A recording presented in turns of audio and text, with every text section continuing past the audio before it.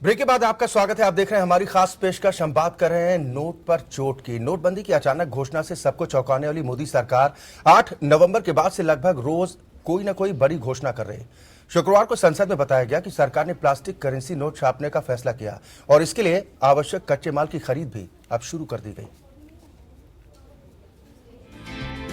कागज के नोटों की जगह देश में प्लास्टिक करेंसी लाने का रास्ता साफ हो गया है। सरकार ने लोकसभा में बताया कि प्लास्टिक करेंसी नोटों की छपाई का फैसला लिया जा चुका है और इसके लिए जरूरी कच्चा माल जुटाने का काम शुरू हो गया है। वित्त राज्य मंत्री अर्जुन राम मेघवाल ने एक सवाल में लिखित जवाब में लोकसभा में प्लास्टिक करेंसी को लेकर सरकार का रुख साफ किया। देखिए, जो फेक करेंसी है उसको रोकना और जो करेंसी हम जारी करते हैं उसको ट्रैकिंग करना, उसकी नंबरिंग और उसको, तो इसमें जो पेपर करेंसी है उससे प्लास्टिक करेंसी में आसान होता है। इसलिए प्रोसेस हमने ऑन कर रखा है। हाउस में हमने पहले भी जवाब दिया, आज भी जवाब दिया है कि प्रोसेस ऑन है। रिजर्व बैंक फील्ड ट्रायल के बाद लंबे समय से प्लास्टिक या पॉलिस्टर की परत वाले प्लास्टिक करेंसी नोट लाने पर विचार कर रहा है।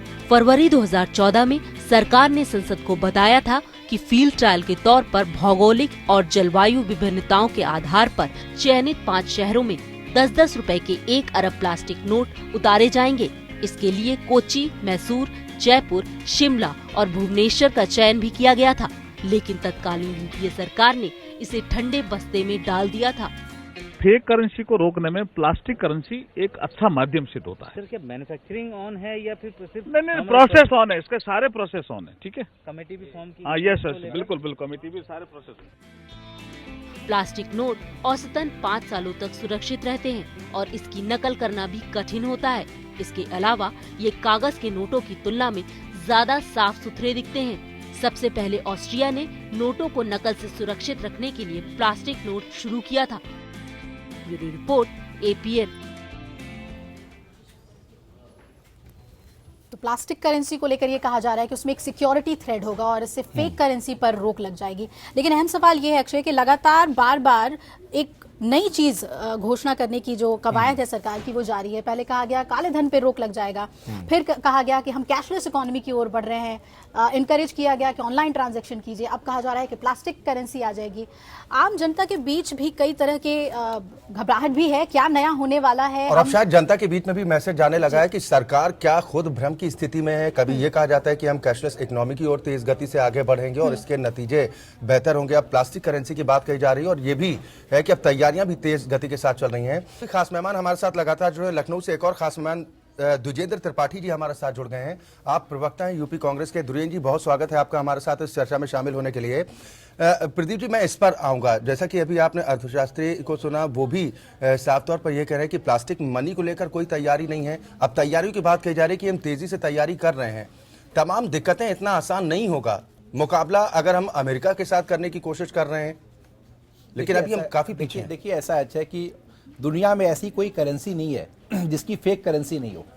लेकिन फेक करेंसी और जो रियल करेंसी है उसका फर्क यही है कि जो रियल है और उसके सिक्योरिटी फीचर्स वगैरह उसमें कोई गलतियां होती हैं। बार बार हम लोग भी प्रचार दिखाते थे, गवर्नमेंट ऑफ इंडिया का प्रचार आप देखते होंगे कि भाई नोट में ये सिक्योरिटी फीचर है, इसमें ऐसे आप पहचाने, ऐसे समझें उसको। अब 2000 की भी फोटो कॉपी करके पकड़ा गया अभी कोई हरियाणा में 3 करोड़ रुपए के साथ, तो वो भी तो फेक करेंसी आ गई ना। आप फेक करेंसी से काउंटर करने के लिए आप ये नहीं ला रहे। अगर आप विकल्प चाहते हैं तो क्या कोई प्लास्टिक पे कॉपी करके अगर उसको बेचने लगे तो करेंसी रियल हो जाएगी? ऐसा नहीं है। प्लास्टिक की ड्यूरेबिलिटी होती है, वो नोट चलेगी, पानी में खराब नहीं होगा, कहीं भी आप उसको रख दे खराब नहीं होगा, मुड़ेगा नहीं। सकता है वो नोट, ट्रैकिंग भी हो सकती है उस नोट की? नहीं, ट्रैकिंग तो किसी नोट की नहीं हो सकती है। ये तो एक थ्योरी एक फैला दी गई थी कि आप जमीन के अंदर भी रखोगे तो आपको नोट मिल जाएगा। ये सब वो सब नहीं हो सकता है। वो तो क्वाइंस हो, मेटल हो, उसके लिए हो सकता है एक बार, लेकिन इसमें ये संभव नहीं है। और वो अगर आप वो सिस्टम डेवलप करना चाहते हैं तो जितना खर्चा नोट का होगा और जितनी उस नोट की कीमत होगी उसके 10 गुना कॉस्ट होगी उसको ट्रेस करने के सिस्टम को डेवलप करने के लिए। और शायद ये नोट 5 साल ही चलते हैं। ये कागज का जो ये नोट है ये 5 साल चलेगा, लेकिन प्लास्टिक करेंसी में क्या है कि वो नोट एक ही साथ फट जाते हैं। फिर अगर आप कुछ दिन तक यूज कर लें तो वो नोट खराब नहीं होंगे, चमकदार रहेंगे, वैसे ही दिखेंगे मगर फट जाएंगे। 5 साल 6 साल की उनकी एज होती है और वो धुंधले नहीं दिखेंगे, आपको बिल्कुल साफ दिखेंगे, आप उनको धो भी सकते हैं। जी तो ये एक उस नोट का फायदा है। लेकिन अब इसके लिए आप किससे कॉन्ट्रैक्ट दे रहे हैं, किससे खरीद रहे हैं, अब ये दुनिया भर की बातें चलेंगी। एक बिना वजह एक अच्छी चीज आपके यहाँ जब चल रही है एक सिस्टम पे, उसको अगर आपको चेंज करना है, प्लान करके चेंज कर दीजिए। कागज की नोट फिर क्यों छाप रहे हैं आप 2000 की और 500 की? आप प्लास्टिक से सवाल उसी प्लान को लेकर उठ रहे हैं कि आखिर सरकार के पास प्लान क्या कुछ है, और जैसा हम लगातार जिक्र कर रहे हैं कि तमाम व्यवस्थाओं पर असर पड़ेगा, जिसमें खासतौर पर किसानों का हम जिक्र कर रहे हैं और नौकरी पेशा मजदूर तमाम वर्गों की हम बात कर रहे हैं। बंसल साहब के पास भी हम चलेंगे, लेकिन उससे पहले इंद्रजीत जी से एक प्रतिक्रिया जरूर लेना चाहेंगे। इंद्रजीत जी, जो कई बातें अब सामने आती हैं सोशल मीडिया के माध्यम से, मीडिया के माध्यम से, कि तकरीबन सरकार जो मन बना चुकी है कैशलेस इकोनॉमी की ओर बढ़ने के लिए, और जो अब कहा जा रहा है कि प्लास्टिक मनी इस्तेमाल में लाई जाएगी और काम भी उस पर तेज गति से शुरू हो चुका है। यानी जो अब नए नोटों की छपाई होगी, कहा जा रहा है कि एक तकरीबन 60% ही ये करेंसी छपेगी। मजबूरी होगी लोगों के सामने। एक मैक्रो इकोनॉमिक विजन जी जो अरुण कुमार ला रहे हैं इसमें, और मुझे हर्ष है कि आप इन डॉक्टर कुमार को लाए, क्योंकि इनकी जो पुस्तक है ब्लैक इकोनॉमी इन इंडिया, वो दुनिया के सबसे अथॉरिटेटिव स्टडी मानी जाती है इसमें। जी। और सबसे बड़े ब्लैक मनी के दुश्मन ये अरुण कुमार साहब ही बैठे हुए हैं। अब जब वो इस बात की निंदा कर रहे हैं तो इनको हमें सबको पार्टी छोड़ के एक हिंदुस्तान में होने के नाते इनको सीरियसली इनकी बात को सुनना तो चाहिए। और एक मैक्रो इकोनॉमिक सेइंग है, एक कहावत है जो इट इज नाउ ट्रूइज्म, जो क्लासिकल इकोनॉमिस्ट ने कहा है। वो कहते हैं कि जो डिलिबरेटली क्रिएटेड शॉर्टेजेस अब होती हैं, जैसे कि जिस चीज की उपलब्धि हो और उस चीज को आप शॉर्टेज में ले आए, आर्टिफिशियल स्कैर्सिटी में ले आए, तो क्या होता है, आप सप्लाई को कंट्रोल कर रहे हैं। जैसे ही आपने सप्लाई को कंट्रोल किया, आप डिमांड को मैनिपुलेट कर सकते हैं, और जैसे ही स्टेट डिमांड को मैनिपुलेट करती है, जो आज होता है, उससे और करप्शन बढ़ता है। बिल्कुल। रवि कुमार से भी एक सवाल हम ले लेते हैं। रवि कुमार जी, जैसा आपने कहा कि सकारात्मक परिणाम देखने को मिलेंगे, लेकिन उसके लिए देश को इंतजार करना होगा, और जो नियत की बात हो रही थी, नियत को लेकर कोई सवाल नहीं उठा रहा। लोग नतीजे जानना चाहते हैं कि आने वाले वक्त में क्या कुछ बेहतर हो सकता है। ग्लोबल रेटिंग एजेंसी है फिच, उसने भी इस बात को लेकर आशंका जाहिर की है कि भारत की जो अर्थव्यवस्था है वो काफी डाउनफॉल में जा सकती है। तकरीबन 6.9 जहां बढ़ने की बात हो रही थी, अब 2% कम रहेंगे। मुझे तो इतनी बात कहनी है, हम लोग सब नोएडा में बैठे हैं, यहाँ पर दसियों बिल्डर्स के 10,000 फ्लैट्स यहाँ बने हुए हैं, जो कि एक आम आदमी की पहुंच से, एक सैलरीड क्लास की पहुंच से बाहर था। कोई भी 2-3 बेडरूम का फ्लैट कोई भी 1.5-2 करोड़ से कम नहीं था। ये अभी मुझे मेरी पर्सनल जानकारी है कि अब कौन चेक से इतनी बड़ी रकम देगा। ये जरूर है कि अब जो चीज इसमें कम से कम 10-30% की कमी अभी पिछले 5-7 दिन में। गोल्ड की भी कीमत आई कि कम हुई है, तो क्या आप गोल्ड की बात देखिए, आप गोल्ड 8 तारीख जिस दिन हुआ है उस दिन 54,000 तक बिका है मार्केट में। देखिए, अब एक अच्छे इंसान ने अच्छी नीयत से बात लाए, अब बैंक मैनेजरों ने रास्ते में चोरी की, ज्वेलर्स ने आप करोड़ों रुपए के बिल रात को काट दिए, तो ये तो भाई हमारी एक सिस्टम की सोच है, ये हमारी एक इंसानियत की सोच है, जिसके लिए हम सब आह्वान करते हैं कि मदद की जाए। वो पक्ष भी हम शामिल करेंगे। विक्रम मिश्रा हमारे अब संवाददाता जुड़ रहे हैं किसानों के साथ, और मजदूरों का पक्ष हम रखेंगे। उससे पहले अजय गुप्ता जी, आप क्योंकि इनकम टैक्स डिपार्टमेंट में काम कर चुके हैं, काफी कुछ दारोमदार होगा इनकम टैक्स डिपार्टमेंट पे कि वो किस तरह की कार्रवाई करते हैं, क्योंकि वो भी एक करप्शन का अड्डा बन सकता है। और असल चुनौती 30 दिसंबर के बाद इनकम टैक्स डिपार्टमेंट पर। हाँ, ये आप बिल्कुल ठीक कह रही हैं कि अब आपने अभी पहला टेस्ट बैंक का था, बैंक के टेस्ट में आपने देख लिया रिजल्ट क्या है। अगला टेस्ट इनकम टैक्स डिपार्टमेंट का है, और जितने कैश डिपॉजिट 8 नवंबर के बाद हुए हैं, इन पर डेफिनेटली डिपार्टमेंट नोटिस इशू करेगा। डिपार्टमेंट का जो इमेज है उसके बारे में भी सब लोग जानते हैं। ऐसा तो है नहीं, ऐसा नहीं है कि सारे लोग वहाँ ईमानदार हैं, ऐसा भी नहीं है वहाँ सारे लोग बेईमान हैं। तो वहाँ भी एक बड़ा तबका है जो ईमानदारी बेईमानी के पेशोपश में पड़ा है। ये जब भार उन पर आएगा, वो कैसा बिहेव करेंगे, अगला स्टेप इसका उस पर डिपेंड करेगा। अगर वहां भी वही गड़बड़ हो गई जो बैंक में हुई है, तो मेरा ख्याल है हम ना धोबी जाला हो जाएगा, ना गार्ड के ना घर के रहेंगे। इसके लिए मैंने तो बात कही थी कि सीबीटीटी जैसे केस की स्क्रूटनी में इंस्ट्रक्शंस होती हैं, अब 2.5 लाख की लिमिट को उसको 10 लाख किया जाए, 15 लाख किया जाए, तो जो बड़े बड़े चोर हैं जिन्होंने करोड़ों रुपए जमा कराया है बेनामी नामों में, उनकी जानकारी लेनी चाहिए। एक बात अभिलाषा जी मैं और कहना चाहूंगा, रवि कुमार जी ने कहा कि सस्ते हो गए फ्लैट्स। देखिए फ्लैट सस्ता एक मुहावरा है, हाथी 100% का सस्ता 1% का महंगा, टका तो हो। जी जी जी तो जब बहुत महंगाई थी फ्लैट्स की, तब भी फ्लैट सर, बिल्डर यहाँ पर रोजगार के आज जो बने हुए हैं बिक नहीं रहे। और ईएमआई में तो राहत नहीं मिली, जो मौद्रिक समीक्षा हुई उसमें कोई रोजगार राहत का नहीं मिली। संकट खड़ा हो रहा है। फ्लैट तो बाद में भी हो जाएगा, लेकिन लोगों के पास रोजगार रहना चाहिए और कम से कम जो तमाम जो उनको जरूरतें हैं, जो मूलभूत जो जरूरतें हैं वो कम से कम पूरे हो जाएं। संदीप बंसल साहब, आप बताइए कि व्यापारियों की अगर बात की जाए तो क्या व्यापारी वर्ग तैयार है प्लास्टिक करेंसी के लिए? मैं प्लास्टिक करेंसी की बात तो अक्षय जी बाद में कहूंगा। सबसे पहले मैं ये कहना चाहूंगा, किसान से शुरू करके उद्योग, व्यापार और मजदूर, सारे तबके, पूरा समाज, इसमें सिर्फ सरकारी कर्मचारियों को छोड़ दें, पूरा समाज उद्योग और व्यापार से जुड़ा हुआ है। 130 करोड़ आज हिंदुस्तान की अगर आबादी है तो मैं दावा करता हूं इस बात का कि 50 करोड़ से अधिक लोग सिर्फ उद्योग और व्यापार से जुड़े जी, और 70 करोड़ किसान हैं। बाकी 10 करोड़ में पूरा देश है जी। जो 50 करोड़ लोग उद्योग और व्यापार से जुड़े हैं, उनकी दुकान पर, उनके उद्योगों पर काम करने वाले लोग भुखमरी के कगार पर पहुंच गए। जी जी 32 दिनों में यह स्थिति पैदा हो गई कि देश का औसत व्यापार 15 से 20% रह गया है। अभी अर्थव्यवस्था की बात यहां पर मैं सुन रहा था, अर्थव्यवस्था नीचे जाती जा रही है। इसको पकड़ा नहीं जा पाएगा जब तक पैसे का काम पैसा पूरा नहीं करेगा। 86% 500 और 1000 के नोट की करेंसी थी जो हमारे देश से चली गई बैंक में वापस। 14% करेंसी से क्या पूरा देश चल जाएगा? चलिए, ये व्यावहारिक नहीं है। ये व्यावहारिक नहीं है। किसान को उसकी उपज का मूल्य नहीं मिल पा रहा। अभिलाषा जी मेरी बात सुन लें। किसानों की बात आपने कही, जो ग्राउंड रियलिटी है वो क्या है, उसे समझने की हम कोशिश करते हैं। बंसल साहब, जो आपने यहाँ पर पॉइंट उठाया, सीधा विक्रम के पास हम जाएंगे। विक्रम, किसानों की बात, मजदूरों की बात यहाँ पर हो रही है कि गरीब तबके का ख्याल नहीं रखा गया, और नई नई जो मॉडर्नाइजेशन की बात कही जा रही है, उसमें प्लास्टिक करेंसी की बात हो रही है, कैशलेस ट्रांजेक्शन की बात हो रही है। कितना समझता है ये तबका इन नई तब्दीलियों को?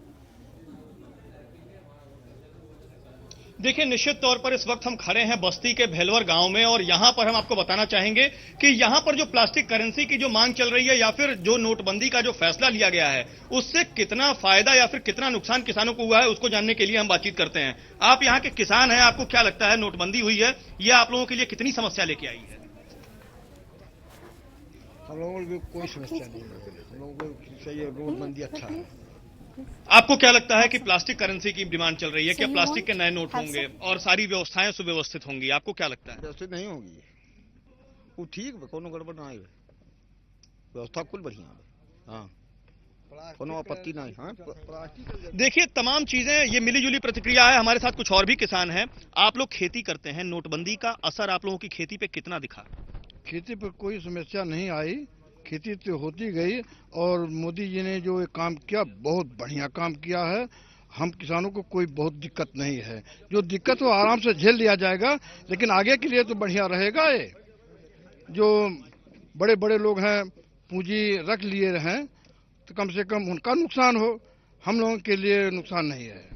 बुआई और उर्वरक का जो आप लोगों को मिलता है, बुआई का समय चल रहा है, क्या आप लोग सही समय पे अपनी खेती शुरू कर दिए हैं, पिछड़ा हुआ महसूस किया अपने आप को कि पिछड़ गई है खेती इस बार? मैं प्रगतिशील कृषक अरविंद सिंह बोल रहा हूं।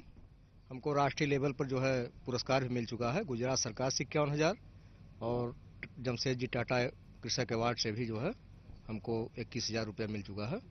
तो जहां तक नोटबंदी का सवाल है, तो खेती पर समस्या थोड़ी जरूर आई है। उसमें मान लीजिए बैंक पर नहीं एक दिन में, हम 2-3 दिन में सर्वाइव किए, फिर 2 हफ्ते में सर्वाइव किए, धीरे धीरे हम सब व्यवस्था बना लिए। यह है, थोड़ी बहुत समस्या जरूर है, लेकिन हम लोग देश हित में लेकर के सोच करके जो है, तो इससे बहुत ज़्यादा खुश हैं, कोई दिक्कत नहीं है। आपको क्या समस्या नजर आई नोटबंदी से? समस्याएं तो थोड़ी बहुत, कोई जब नया परिवर्तन होता है तो आनी स्वाभाविक है। निश्चित रूप से जब सड़कें बनती हैं तो पहले गिट्टी पर चलना पड़ता है और पांव में ठेस भी लगती है, लेकिन उसके बाद हमें भर्राटेदार रोड मिलता है। ठीक उसी तरह से जो भरोसा अब भी कायम है कि शायद आने वाले दिन बेहतर होंगे, लेकिन हम उन्हीं परिस्थितियों को समझने का प्रयास कर रहे हैं कि आखिर आने वाले दिन क्या वाकई में अच्छे दिन हैं या फिर नहीं। अजय गुप्ता जी हमारे साथ जुड़े थे, बहुत बहुत शुक्रिया सर हमारे साथ इस चर्चा में शामिल होने के लिए। साथ ही चार्टर्ड अकाउंटेंट रवि कुमार जी हमारे साथ थे, सर आपका भी बहुत शुक्रिया हमारे साथ इस चर्चा में शामिल होने के लिए। एक और रिपोर्ट हम अपने दर्शकों को दिखाते हैं। दरअसल प्लास्टिक के नोट छापने का जिक्र आते ही देश की राजनीति में एक बार फिर भूचाल आ सकता है। पिछली यूपीए सरकार के सामने भी प्लास्टिक के नोट छापने का प्रस्ताव आया था, लेकिन मनमोहन सरकार ने इस प्रस्ताव को ठंडे बस्ते में डाल दिया था। इन नोटों की ना तो नकल की जा सकती है, ना ही फाड़े जा सकते हैं, ना तो इन्हें पानी गला सकता है, ना ही आग जला सकती है, लेकिन इनको घोटाले के आरोप से कोई बचा नहीं सकता। जी हां, ये प्लास्टिक के नोट या पॉलीमर के नोट विकसित देशों की मुद्रा की पहचान जरूर है। ये नोट जाली करेंसी की समस्या को हल करने में काफी मददगार भी साबित हुए, लेकिन ये योजना 2013 में यूपीए सरकार ने भी बनाई थी। सरकार की योजना 1 और 5 रुपए के प्लास्टिक के नोट लाने की थी। इसके लिए टेंडर भी जारी हुए थे, लेकिन नोट छापने की योजना अचानक ठंडे बस्ते में चली गई। तब विपक्षी पार्टी बीजेपी ने 1 रुपए की प्लास्टिक करेंसी की लागत समेत कई सवाल उठाए थे। बीजेपी को इस योजना में एक और घोटाले की बू आ रही थी, लेकिन वही बीजेपी अगली सरकार में अपने शासनकाल में प्लास्टिक करेंसी लाने की साल भर से तैयारी कर रही थी। टेंडर जारी किए जा चुके हैं। पॉलीमर और नोट बनाने के लिए जरूरी सामान की सप्लाई के लिए कंपनियों की पहचान की जा चुकी है। पहले चरण में सरकार की योजना 10-10 के 1 अरब नोट छापने की है और 2 प्रदेशों में परीक्षण के तौर पर चलाने की। रिजर्व बैंक ने प्लास्टिक के नोटों को कागज की मुद्रा के मुकाबले वायरस मुक्त बताया। रिजर्व बैंक ने नोट के लिए जरूरी पॉलीमर की सप्लाई के लिए 4 कंपनियों की पहचान की है, जिनमें से एक ब्रिटिश कंपनी डेला रुई, ऑस्ट्रेलिया की इनोविया, म्यूनिख की D&D और स्विट्जरलैंड की लैंड क्वाड शामिल हैं। इनमें से ब्रिटिश कंपनी डेला रुई को जाली करेंसी छापने वालों से संपर्क के आरोप में रिजर्व बैंक ने खारिज कर दिया था, लेकिन वर्तमान सरकार ने इसी साल इन कंपनियों को सप्लाई के लिए चुना है। मोदी सरकार रक्षा सौदों के मामले में यूपीए के समय ब्लैक लिस्ट की गई कंपनी को मौका देने में गुरेज नहीं कर रही है। ऐसे में प्लास्टिक के नोट जारी करने का मामला ताबूत से फिर निकल खड़ा होगा। पॉलीमर के धंधे में रिलायंस बहुत बड़ा नाम है। मटेरियल सप्लाई कोई भी वेंडर करे, लेकिन वेंडर को आपूर्ति के लिए रिलायंस जैसी बड़ी कंपनी का मुंह देखना होगा। संभव है कि स्वदेशी सप्लाई और स्वदेशी कंपनी को मौका देने के नाम पर कुछ नए आरोप लगेंगे। ये घोटाले के आरोप सर्दियों में देश की सियासत को गर्म रखने के काम आएंगे। Bureau report, APN।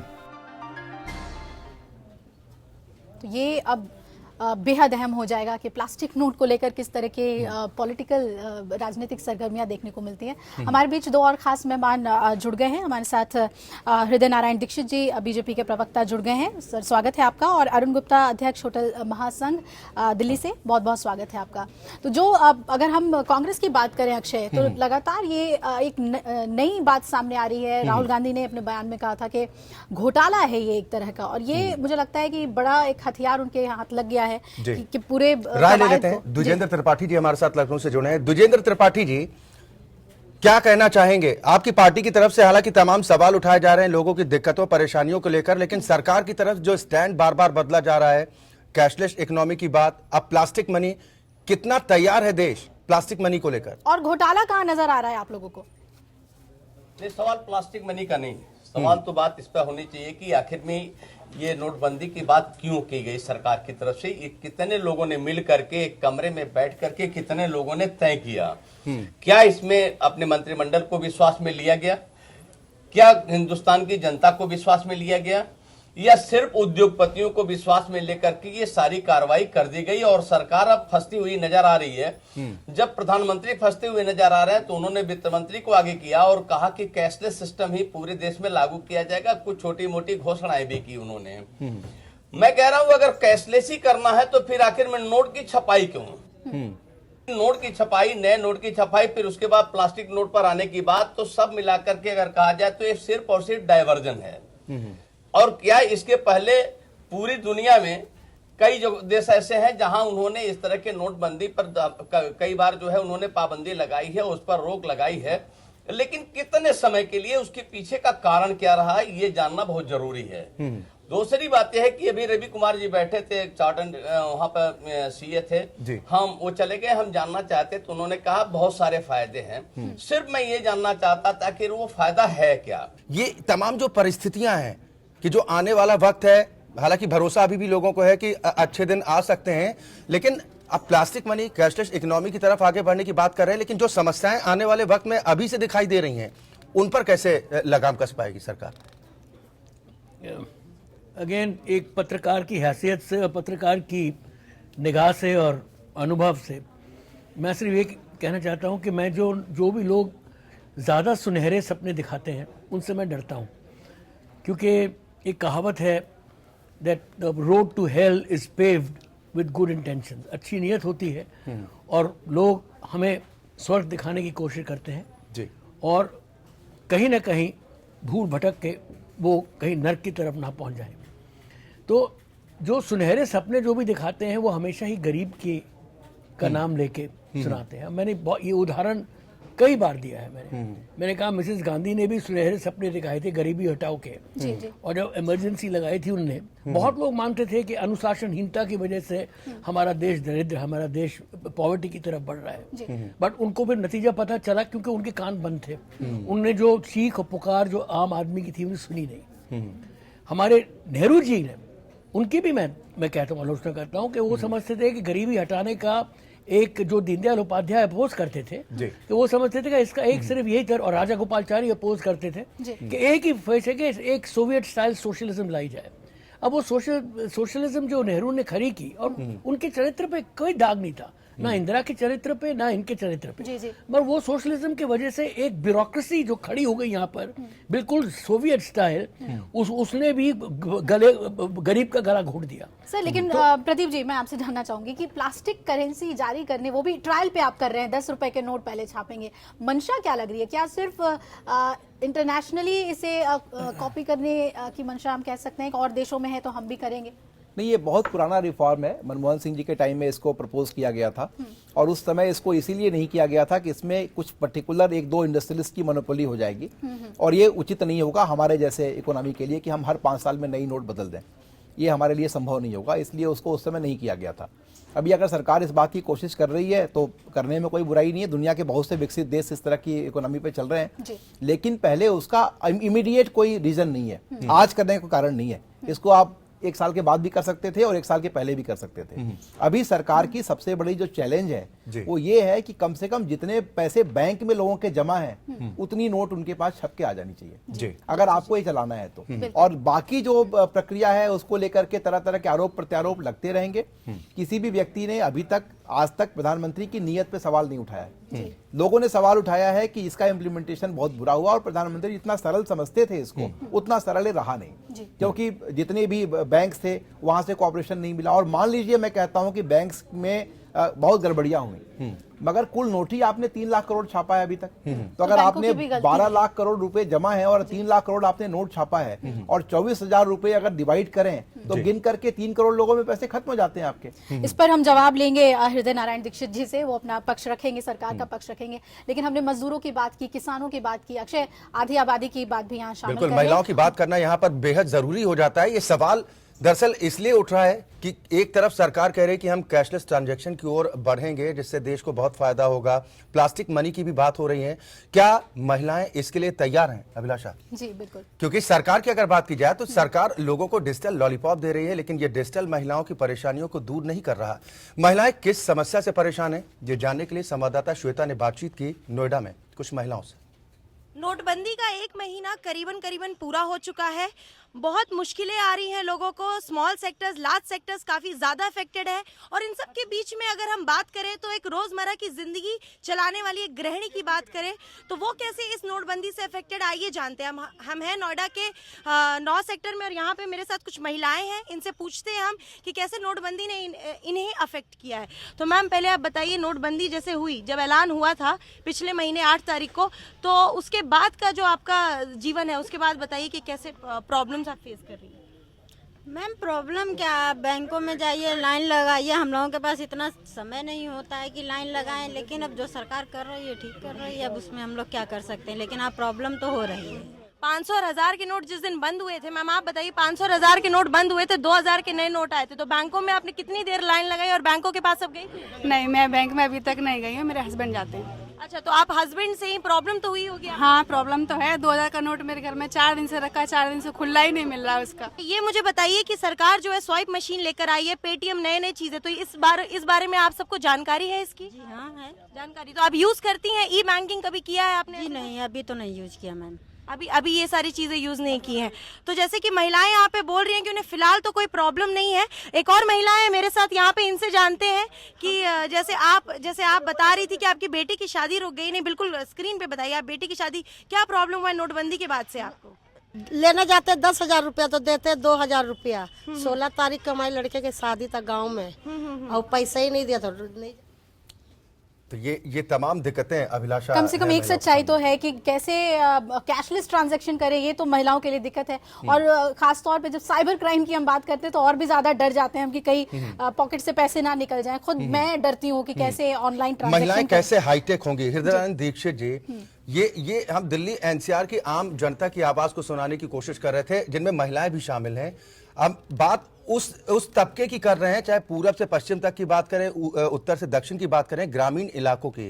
क्या कैशलेस ट्रांजैक्शन के लिए महिलाएं तैयार हैं?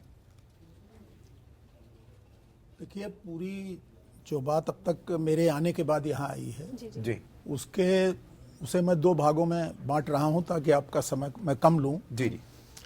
एक पक्ष है विरोधी दलों का, तो वह इसे इस तरह सिद्ध करने का प्रयास कर रहे हैं कि मानो पूरा देश इस नोटबंदी के कारण नष्ट हो जाएगा और कोई बड़ा घोटाला हो गया है और कोई बड़ी आफत आ गई है। और इस सवाल पर माननीय संसद में सुझाव लेकर, तर्क लेकर, तथ्य लेकर प्रतिपक्ष को आना चाहिए था, प्रधानमंत्री जी को सुनना चाहिए था, सरकार को सुनना चाहिए था। आज प्रधानमंत्री जी का बयान आया है कि विपक्ष मुझे संसद में नहीं सुन रहा है।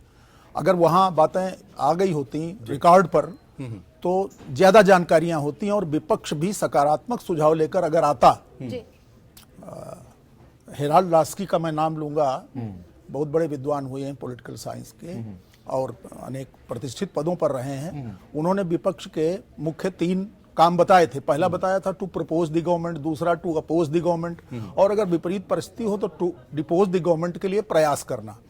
विपक्ष गैर जिम्मेदार हो गया है यहाँ का। कांग्रेस विपक्ष भी तो यही कह रहा है कि जब नोटबंदी का फैसला किया गया तब क्या किसी से राय प्रतिक्रिया ली गई? ऐसे फैसलों आवाज ही नहीं सुनी जा रही। विपक्ष तो यही आरोप लगा रहा है ना। विपक्ष संसद की कार्रवाई नहीं चलने दे रहा है, ये पूरा देश देख रहा है। और अगर संसद ही नहीं चलेगी तो विपक्ष अपनी बात जो ठोस है, मैं बार बार कह रहा हूं, शुक्रवार की कार्यवाही लेकिन आप लोगों ने नहीं चलने दी। आप लोगों ने कहा कि पहले माफी मांगे, अभी तक जो कार्यवाही है उसे बाधित करने के लिए। तो रवैया तो दोनों तरफ एक ही देखने को मिल रहा है। लेकिन हमारा सवाल तो आम लोगों को लेकर था कि वो गरीब तबका, वो किसान जो टेक्नोलॉजी में उतना स्मार्ट नहीं है, वो कैसे इस्तेमाल करेगा। बिल्कुल जो टेक्नोलॉजी के प्रश्न है वो अचानक कोई विशेषज्ञ होकर नहीं आता। पहले मोबाइल भी आया था तो हम लोग टेक्नोलॉजी के विशेषज्ञ नहीं थे। जब कंप्यूटर पर इंटरनेट ये सब सुविधाएं आई तो हम लोग भी विशेषज्ञ नहीं थे और ना आज ही हैं।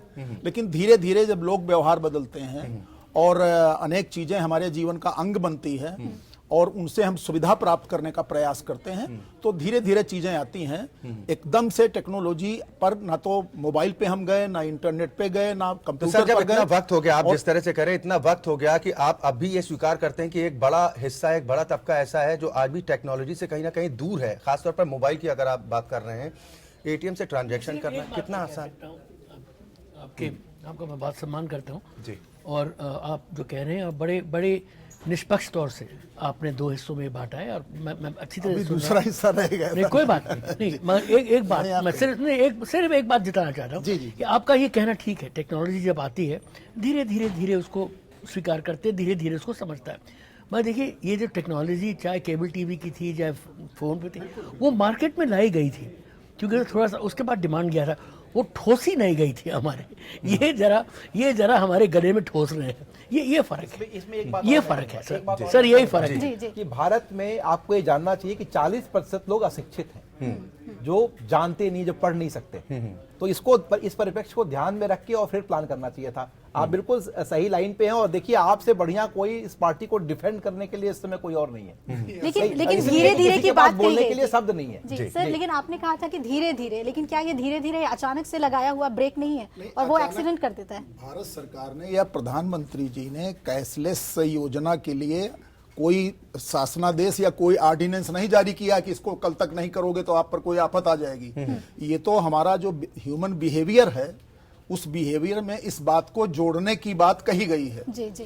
और जो दूसरा पक्ष है माननीय अर्थशास्त्रियों का, जैसे हमारे देश के विद्वान अर्थशास्त्रियों में गिने जाते हैं आदरणीय डॉक्टर मनमोहन सिंह जी, उनसे उम्मीद थी कि वह जब बोलेंगे तो इसकी आर्थिक व्याख्या करेंगे और वह इस बात पर भी गौर करेंगे कि जो तमाम धन आया है और उससे केंद्रीय राजस्व बढ़ने वाला है, इनकम टैक्स पेयर्स की संख्या बढ़ने वाली है और अगर वो धन खर्च होगा तो निश्चित रूप से अर्थव्यवस्था का एक बड़ा भाग बनेगा और भाग बनेगा तो रोजगार का सृजन होगा। ऐसे तमाम फायदे आने वाले थे। बिल्कुल टैक्स को लेके तो मिडिल क्लास ही डरी हुई है कि आप और उसे निचोड़ने वाले हैं क्या, क्योंकि अभी तक तो मिडिल क्लास ही ईमानदारी से पे ऑफ कर रही थी, लेकिन अब उसे डर लग रहा है कि वो और निचोड़े जाएंगे। और इस बात में शक नहीं है अभिलाषा कि राजस्व जरूर सरकार का बढ़ सकता है, लेकिन ये आरोप है। मैंने जो कहा था कि जो दूसरा भाग है विद्वान अर्थशास्त्रियों का, वह तो इसका ठीक विश्लेषण कर रहे हैं। सर सुना देते हैं ना, व्यावहारिक कठिनाइयों अरुण कुमार जी हमारे साथ हैं। सर सुन लीजिए, अर्थशास्त्री जाने माने, हालांकि आपकी पार्टी के कुछ नेता इस बात को नहीं मानते हैं, अगर कोई भी